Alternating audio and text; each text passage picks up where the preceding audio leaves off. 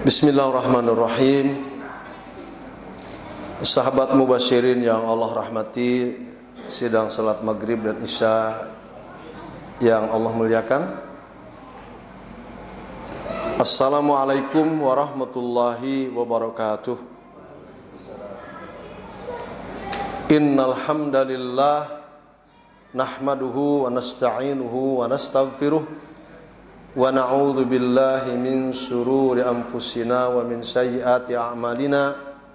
Man yahdihillahu fala mudhillalah wa man yudlil fala hadiyalah.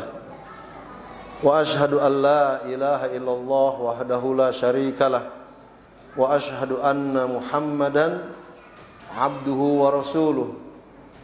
Allahumma salli ala Muhammadin wa ala alihi wa sahabati ajma'in, amma ba'd. Subhanaka la ilma lana illa ma 'allamtana innaka antal alimul hakim wa tub alaina innaka antat tawwabur rahim. Teman-teman sekalian yang Allah rahmati, kembali kita mengumandangkan rasa syukur kita pada Allah SWT atas nikmat dan karunia yang telah Allah berikan pada kita. Dan semoga salawat salam kita diterima oleh Allah SWT untuk junjungan kita paduka yang mulia Nabi kita Muhammad. Setelah itu surat Hud ayat 3 yang nanti mungkin bisa kawan-kawan buka kembali, mengingat waktu ini sangat cepat sekali sampai isya ini. Satu ayat, satu hadis sekarang sudah habis. Keteteran kita dengan waktu ini. Bunyi ayat dalam surat Hud ayat 3 itu, a'udzubillahi minasyaitonirrajim. Bismillahirrahmanirrahim.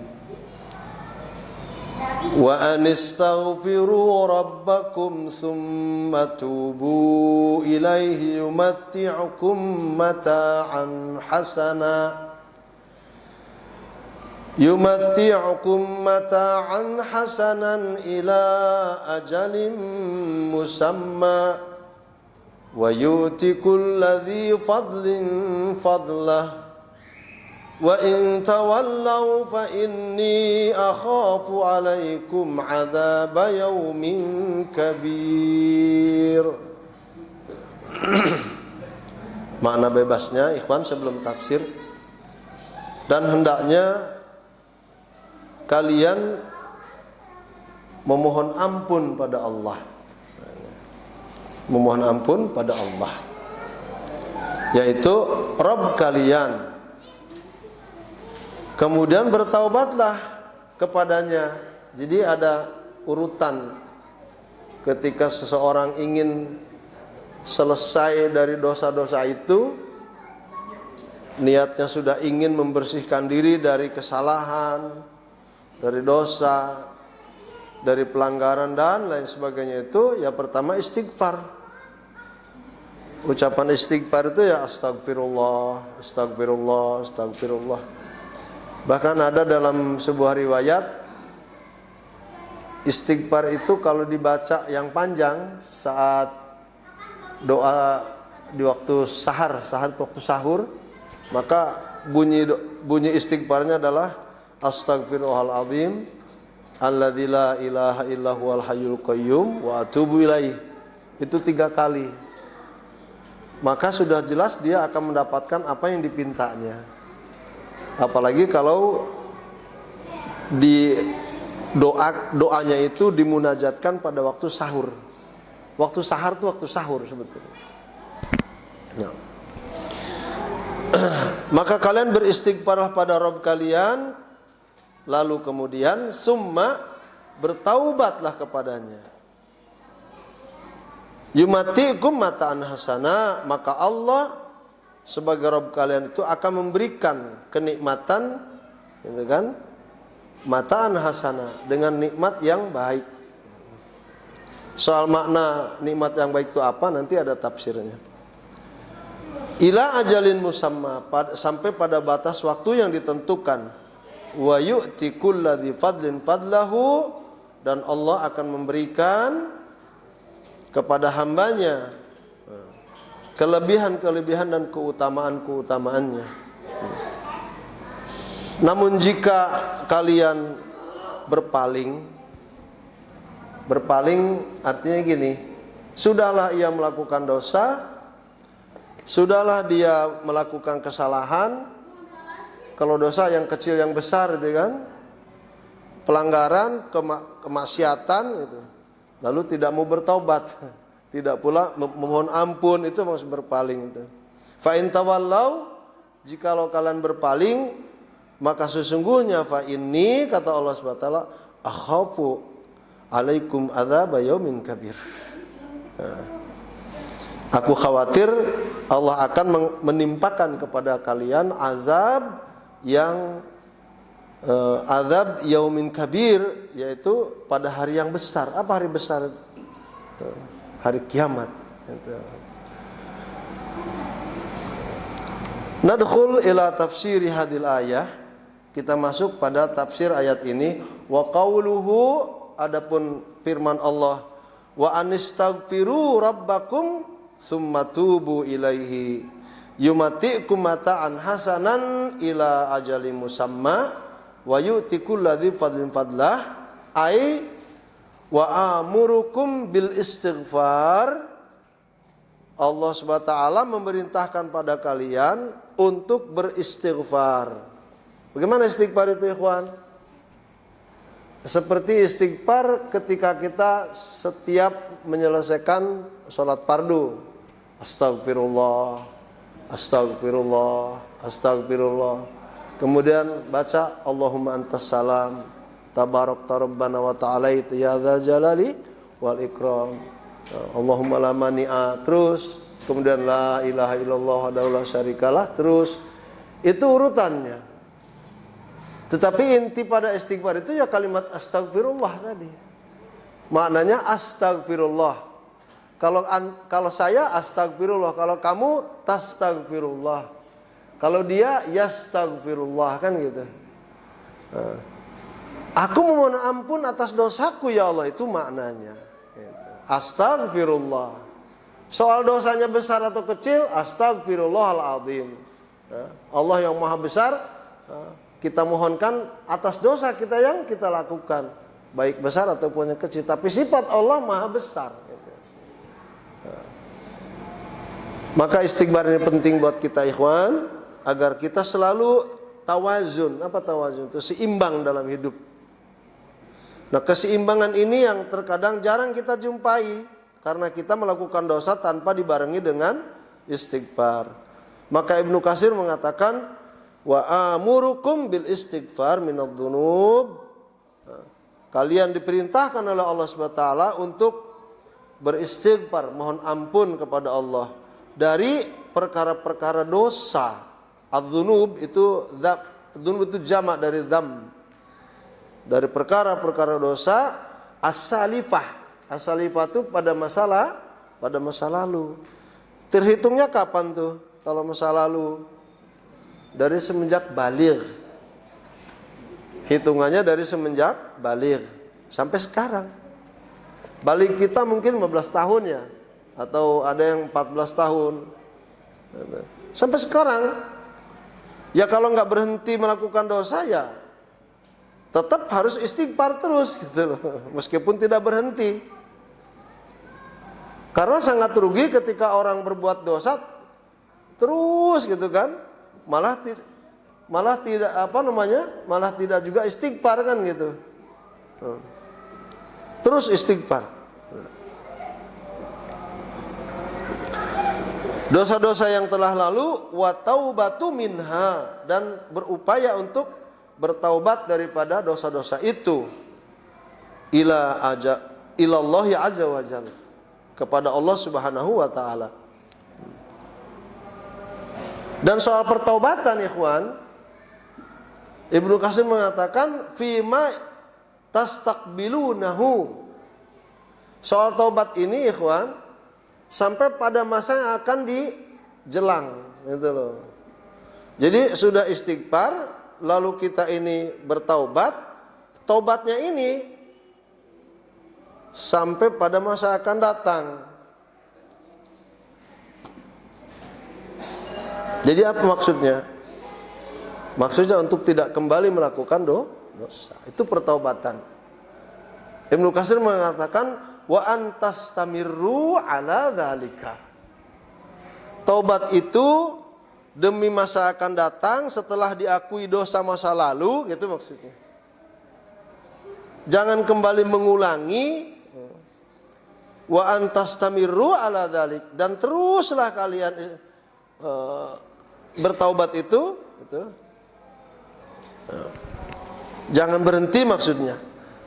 Nah, jika hamba Allah beristighfar lalu bertaubat dengan cara-cara yang diharapkan seperti tadi, itulah mereka yang akan mendapatkan yumati'ukum mata'an hasana.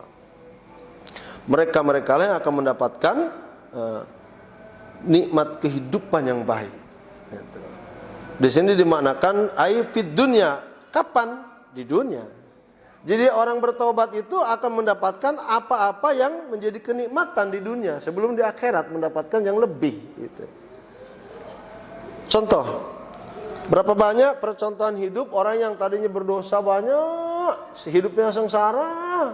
Apa enggak sengsara minum arak sampai jatuh bangun di got, gitu kan? Apa enggak sengsara itu orang yang memasukkan morfin, sakau, itu loh.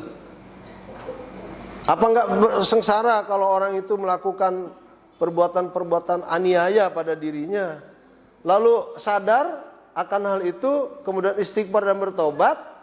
Banyak dari mereka itu Allah muliakan sesuai dengan janjinya.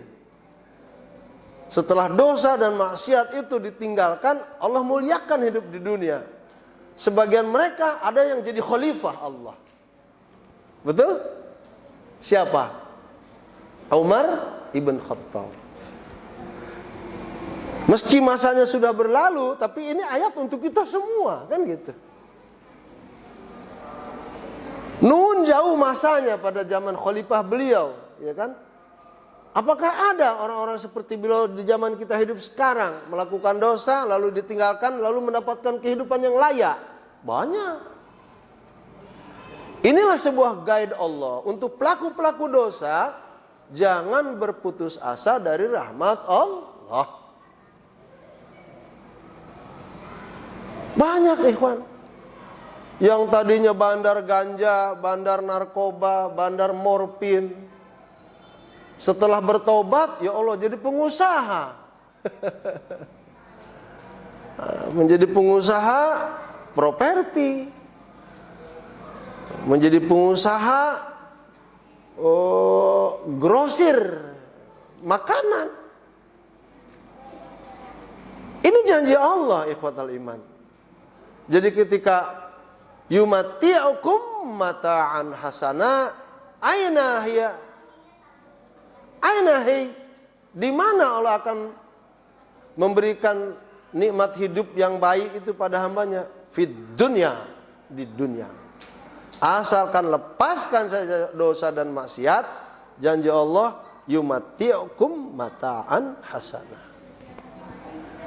Yang sekarang kebanyakan udah dosa tapi nggak mau mengakui dosanya, bahkan ragu dengan janji Allah. Nah, udah terus. Tapi ada ulama mengatakan betapapun dosamu besar, jangan pernah tinggalkan sholat. Nah itu. Betapapun kamu tadi habis asar berjudi, minum arak, bahkan merampok gitu, atau membunuh sekalipun, jangan lupa sholat. Itu dasar nggak tuh sholat itu. Besar seperti apapun dosamu, jangan pernah kamu tinggalkan yang namanya sholat. Kenapa? Karena hanya sholat kita ini langsung berdialog dengan Allah Subhanahu wa taala.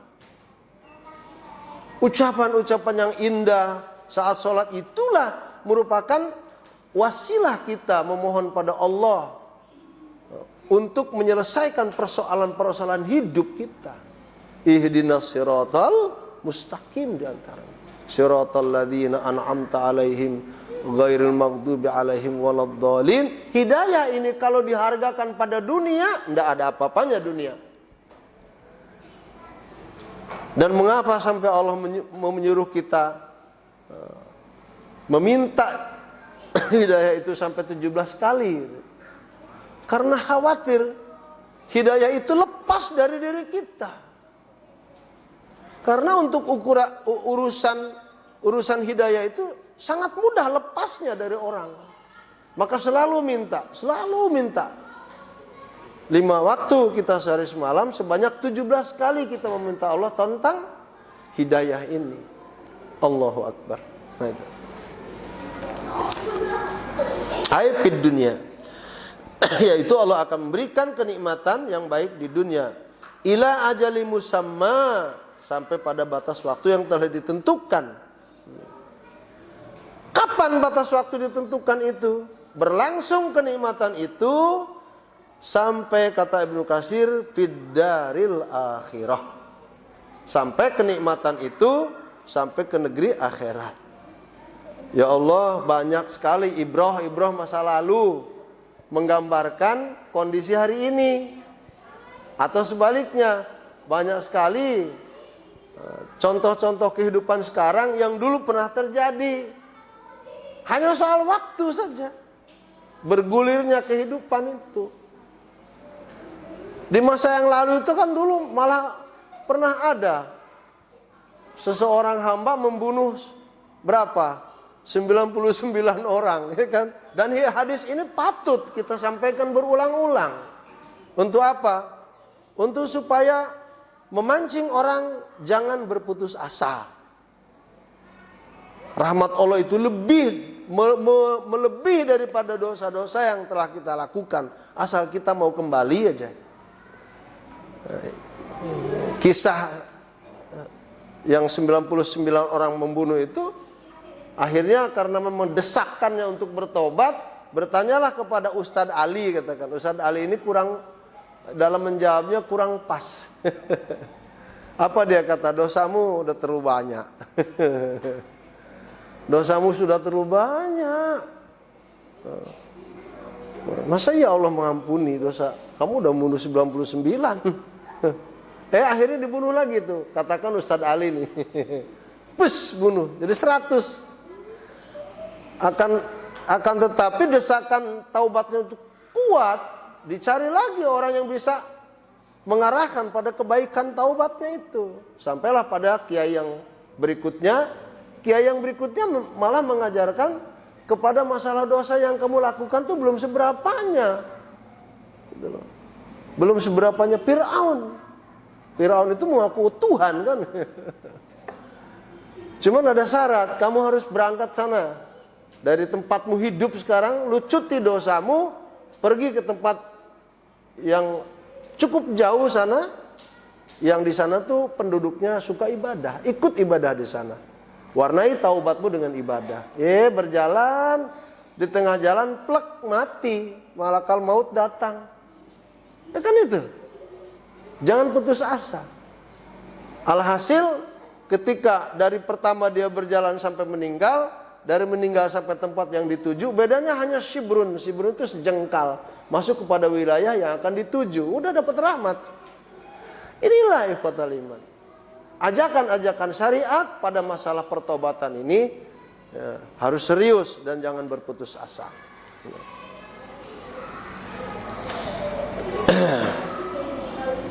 Ila ajali musamma, yaitu sampai fid daril akhirah, sampai negeri akhirat. Wa yu'ti kulla dzi fadlin fadlahu, dan mereka itu akan mendapatkan keutamaan.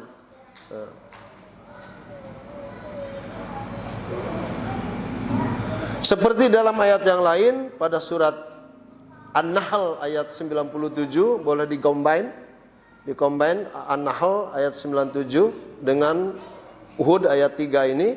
Allah firmankan, man amila sholihan, barang siapa dari kalian yang melakukan amal soleh, mengerjakan amal soleh, min dzakarin au unsa, dari laki-laki atau perempuan, wa huwa mu'min, dan dia dalam keadaan beriman. Itu. Iman pada Allah, iman pada malaikat, iman pada kitab, iman pada rasul, ya kan? Iman pada hari kiamat, iman pada qada qadar, itu loh. Falanuhyiyannahu hayatan thayyibah. Niscaya Allah akan berikan kesempatan mereka hidup di dunia dengan kehidupan yang baik. Subhanallah. Wala najziyannahum ajrahum bi ahsani ma kanu ya'malun. Dan Allah akan menambahkan pula kebaikan-kebaikan ganjarannya kepada mereka berdasarkan apa yang telah mereka lakukan. Itu. Jadi orang yang bertobat itu baik sekali. Orang yang bertobat itu sangat mulia.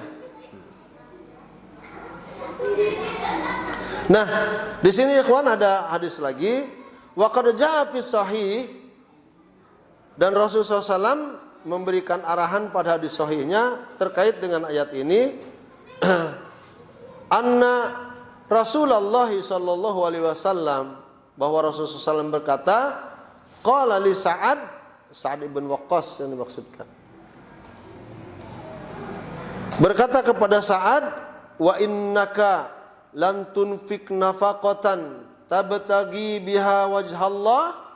Wahai Sa'ad, tidaklah engkau ketika memberi nafkah, itu kan, kepada keluargamu dengan tujuan mencari ridha Allah Subhanahu wa taala, illa ujirta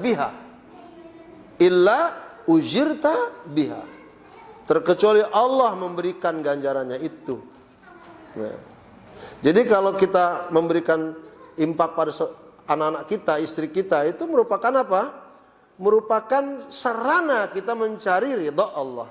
Maka jangan salah niat, dan memberinya jangan sambil bersungut-sungut gitu, apa kayak ini. Tuh, cepet juga cukup ya. Enggak juga begitu. Apalagi cuma gocap ngasihnya. Gocap aja dah. Enggak. Karena apa? Karena pada setiap yang kita infakkan itu mengandung berbagai keberkahan dan kebaikan. Gitu. Jadi tidaklah orang memberikan nafkah pada keluarganya, gitu kan, melainkan subhanallahadzim ketika mencari rezeki Allah itu illa ujir tabiha, terkecuali Allah memberikan pahalanya langsung. Hatta ma taj'alu fi imra'atik. Masya Allah. Fi pertama di dalam, fi yang kedua bibir. Ada bahasa Arab tuh unik ya. Hurufnya sama tapi maknanya beda. Fa dengan ya, di yang kedua juga fa dengan ya, gitu. Hatta ma taj'alu fiya imra'atika. Hatta walaupun yang kamu infakkan itu hanya sekedar makanan yang dimakan oleh bibir istrimu. Emang ada makan pakai bibir? Ya, karena masuknya ke ruang gigi itu kan dari bibir kan gitu. Maksudnya ini kinayah kepada kita makan tuh dari sini. Itu merupakan subhanallahadzim sarana kita mencari wajah keridhaan Allah Subhanahu wa taala. Artinya kalau kita sudah betul-betul berjalan pada jalannya soal kehidupan ini, ya bersalah kita bertobat, bersalah kita istighfar, insya Allah rentetannya seperti itu. Adapun makna wa yu'ti kulladzi fadlin fadlah,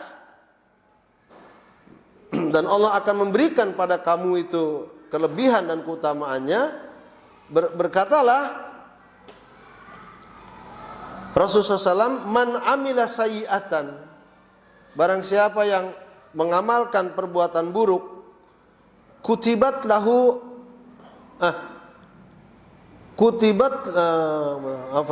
man amila sayyi'atan kutibat alaihi sayyi'ah. Barang siapa yang melakukan perbuatan buruk, maka dicatat berapa kalau melakukan keburukan? Cuma 1. Jadi orang yang melakukan keburukan catatannya enggak 10 keburukannya, cuma 1. Itu. Tetapi waman amilah hasanatan. Tapi kalau kita melakukan kebaikan, kutibat lahu asyru hasanatin. Maka kita akan dibalas dengan 10 kebaikan. Allahu Akbar.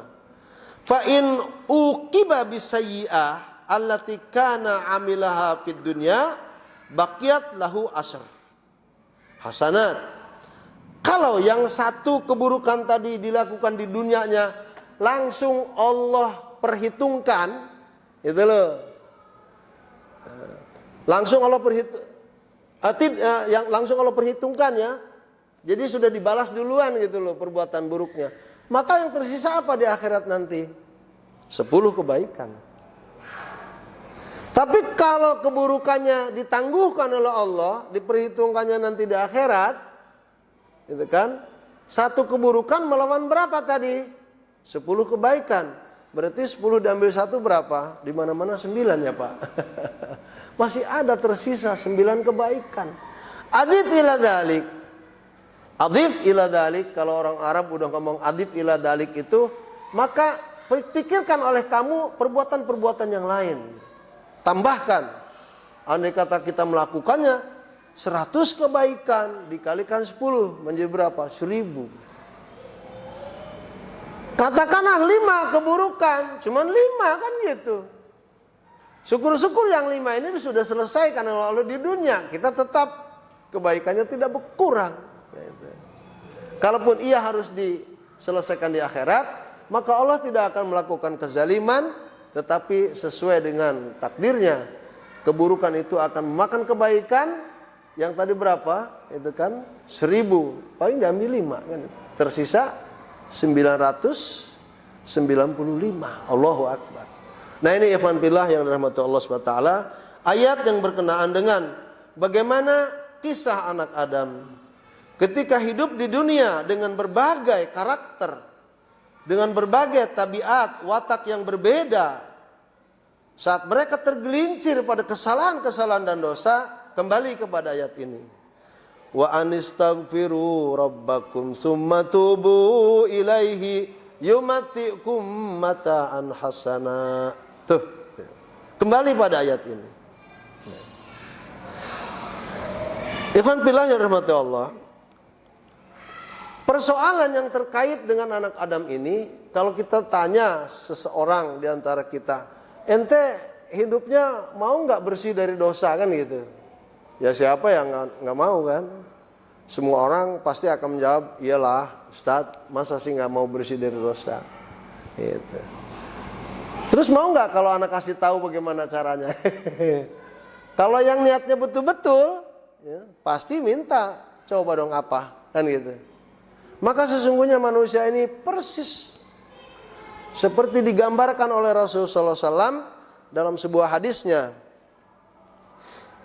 Ara'aitum law anna nahran bi babi ahadikum. Alhamdulillah. Yaghtasilu kulla yawmin 5 marrat. Fahal yabqa min daranihi syai'? Qalu la. La yabqa min daranihi syai'. Alhamdulillah. Faqala Nabi sallallahu alaihi wasallam, "Fadzalika mathalus shalawatul khams. Yamhullahu bihinna al-khataya." Atau kama qala Rasulullah sallallahu alaihi wasallam. Kembali Ustaz ingatkan, kalau ada yang bertanya, ente mau bersih nggak dari dosa? Mau. Jalannya gimana? Kasih tahu. Ini dakwah kita. Ini dakwah kita pada masyarakat. Bagaimana pendapatmu, kata Rasulullah SAW, andai kata di depan rumahmu itu ada sungai yang mengalir deras, jernih airnya, subhanallah, ya kan? Jernih airnya. Lalu oleh orang yang punya rumah tadi, ketika dibuka pintunya itu, wih, ada sungai deras, jernih pula. Mandi. Mandinya itu 5 kali. Masya Allah. Saya mandi 2 kali aja, apatannya, rasa bersihnya bukan main ya, seger. Apalagi kalau 5 kali. Gitu. Kira-kira kata Rasul, kalau ada orang yang mandinya 5 kali sehari semalam itu ada daki nggak kira-kira dalam tubuhnya itu? Maka dijawab oleh para sahabat, la yabqa min darunihi syai'. Sudah barang tentu tidak akan ada daki pada jasad orang itu. Maka Rasul menjawab, itulah perumpamaan sholat 5 waktu yang kalian tegakkan, yang kalian lakukan, perjuangkan, itu loh. Makanya tadi Ustaz katakan, apapun dosa kita, tinggalkan sholat. Itu. Ini pentingnya sholat. Ya. Jadi kalau kita melakukan sholat itu seperti mandi tadi itu seperti sholat 5 waktu dalam sehari semalam. Ya. Dengan melakukannya, yamhullahu bihinna itu kepada 5. Maka Allah SWT menghapuskan dengan 5 sholat tadi, zuhur, asar, maghrib, isya, subuh, ya, kesalahan-kesalahan masa lalu yang telah dilakukan. Indah umat Islam ini, indah sekali. Maka ini dakwah kita. Orang Eropa, orang Barat terutama, kalau Barat itu berarti Amerika, ya kan, Kanada, kemudian termasuk Barat juga ya, Perancis, Jerman, Belanda, meskipun Amerika dan benua beda dengan Eropa, tapi mereka lah orang Barat. Mereka tuh haus akan informasi serupa ini. Kenapa? Karena keseharian hidup mereka, ikhwatal iman, ya Allah ya Rabbi, tidak pernah yang kita jumpai dari perbuatan mereka itu hal-hal yang berbau syariat, itu nggak pernah. Kemana-mana gandeng perempuan, kemana-mana gandeng yang bukan mahramnya, kan gitu. Nah, ditiru oleh orang-orang Indonesia melalui pacaran, kan begitu, nenggak botol. Nah itu, ini mereka sangat haus informasi seperti ini. Kejadian-kejadian masa lalu, semisal di New Zealand, ya kan, ada pembantaian waktu Jumat, ya kan, tempo hari. Itu akibatnya apa? Efek positifnya apa? Terkorban dari umat Islam sekian nyawa, tapi mengislamkan ribuan orang New Zealand. Itu. Yang soal yang sudah meninggal, syahid insya Allah. Sudahlah syahid, dapat pahala, ya kan? Dari matinya itu akibat orang yang masuk Islam berikutnya. Allahu Akbar. Ini persoalan yang terjadi pada kita. Yang kedua, ikhwan, hadis yang akan saya sampaikan ini yang memang kaitan dengan sholat, dengan hal-hal yang menjadi kebiasaan hari-hari kita. Rasulullah SAW mengatakan,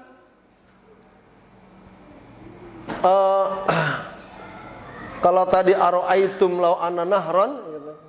Sekarang Rasul mengatakan,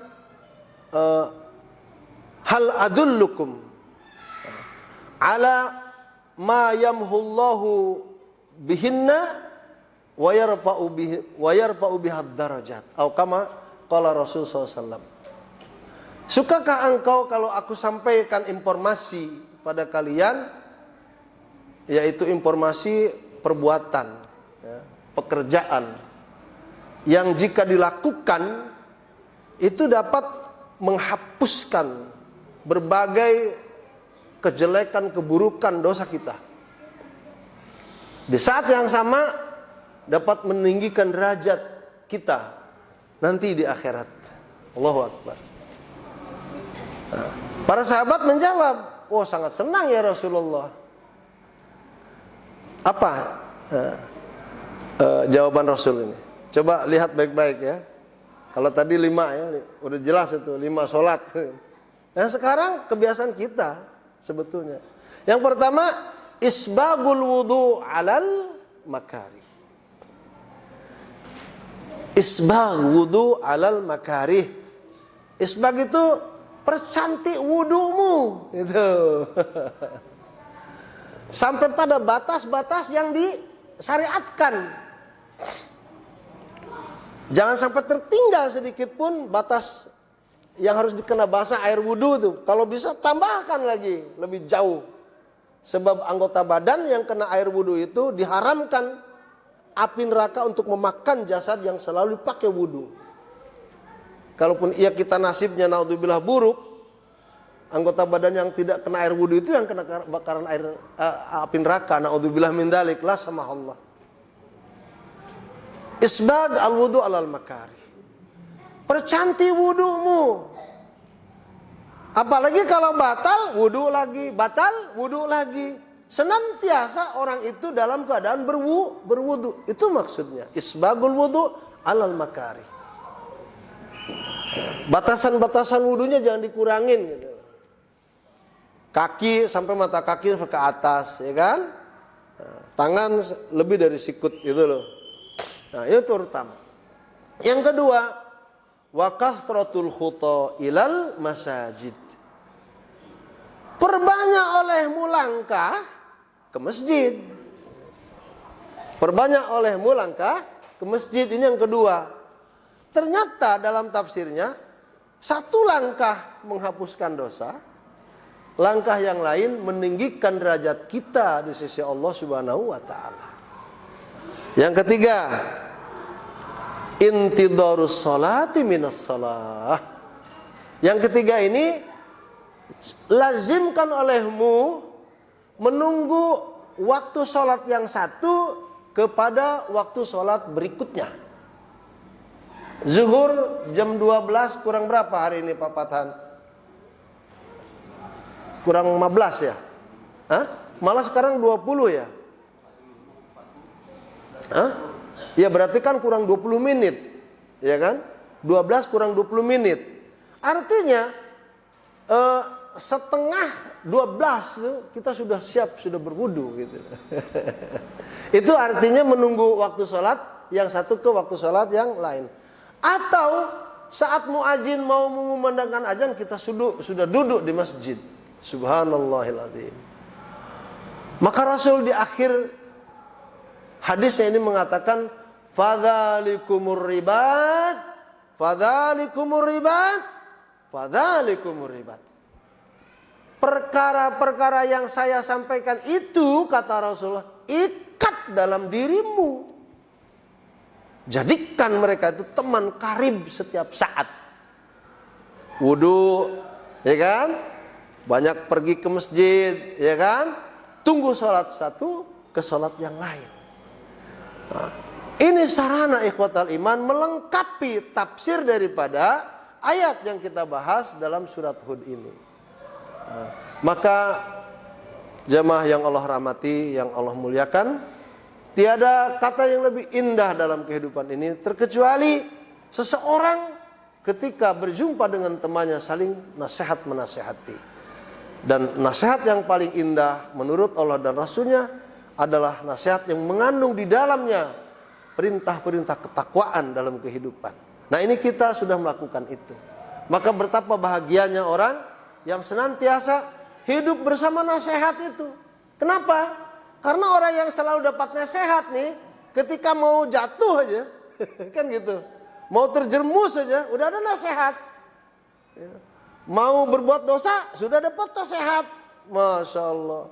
Mau melakukan pelanggaran, dapat nasihat. Untung besar. Bahagia. Bahagia sekali orang yang mendapatkan nasihat itu. Maka pentingnya agama itu harus kita pahami, bahwa makna, salah satu makna agama itu adalah ad-dinu nasihah. Agama adalah nasihat. Liman ya Rasulullah? Kalau memang agama itu merupakan nasihat, untuk siapa ya Rasulullah? Lillahi pertama, wali rasulihi, wali a'immatil muslimin wa ammatuhum. Nasihat itu untuk Allah pertama, yang kedua untuk Rasulnya, dan yang ketiga untuk seluruh kaum muslimin yang beriman, ya kan, kepada Allah SWT. Nah, dan pada pemimpin-pemimpin mereka.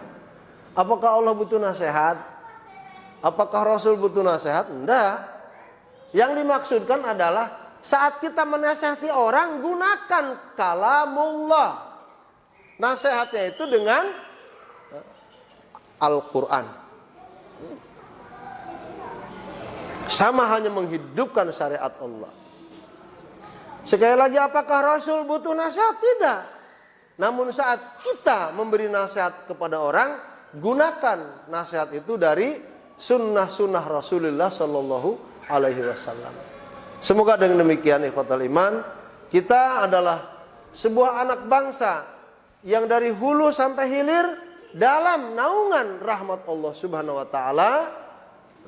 Saat kita menjalankan perintah Allah dan Rasulnya, yaitu berupa saling al-munasahah, saling nasihat menasihati, dan dalam suratul Asr, tawasau bil haqqi wa tawasau bis sabar.